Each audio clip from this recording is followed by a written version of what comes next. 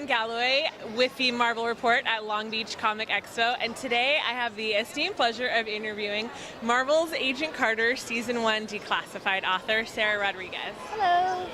So, Sarah, tell us a little bit about your process for researching the book, how Marvel approached you, and maybe some of your favorite things that you researched and learned. Sure.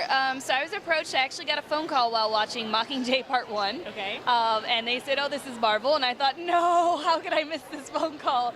And then I called back. We played phone tag a little bit, so I was even more terrified. And then eventually I got the job.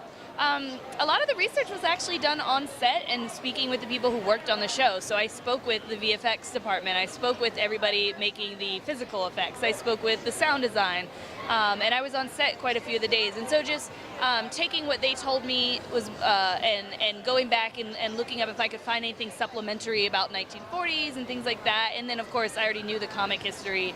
So that was pretty much how it went down for research. Awesome. So was there anything, because you watched Season 1, yes. You were a fan of the show. Yes. Was there anything that you learned in this process that you didn't know before or that really surprised you? I think the most surprising thing as far as the show's concerned is how many visual effects things were used. For example, in the very first scene, Haley turns off a tea kettle because it's screaming and it's supposed to be like the noise of the plane and everything. That tea kettle had to have effects added to make it reflect an actual ceiling instead of all the lights on a soundstage. So it's tiny, tiny little details like that are done throughout the show. So it was just so surprising to find out what was real and what wasn't. Okay. And what was it like? Did you get to interview the cast or talk to the cast about their characters? Yep. I interviewed all of the cast members, all the main cast members. So Haley and James Darcy and all of them. It was pretty amazing. They're all really sweet, awesome people, and they had so much to say about their characters and how much they learned. I think that was pretty interesting to me. Was I asked them if they'd learned anything about the 1940s, and each of them had an answer. They had something that had connected with this show that they had learned about the 1940s that they didn't know before. Do you remember what Haley was surprised about connecting?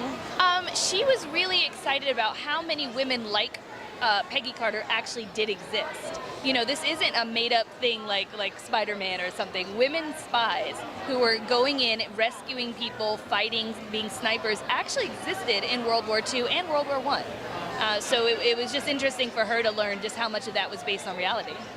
Now, I overheard you earlier saying that you really enjoyed interviewing the Chief. Yes. Who's played by Shea Wickham. Yes. And what can you tell us about interviewing Shea? Shea was amazing. He was so sweet, so kind, and he really loved the show and wanted it to succeed. So speaking with him was just great. And also you could tell he had kind of a mentorship with the younger actors on set. And he talked a little bit about, it's in the book as well, but he talked a little bit about, you know, just the atmosphere of the show, kind of having to be the dad and being like, settle down, kids, yeah. Which was kind of cool to hear, like on set, just the dynamics between the actors. Awesome.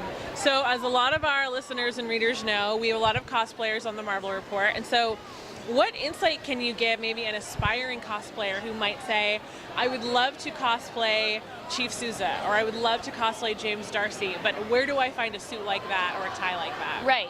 So a lot of those items were vintage, although some were handmade, and they used eBay and costume houses, which you probably can't do.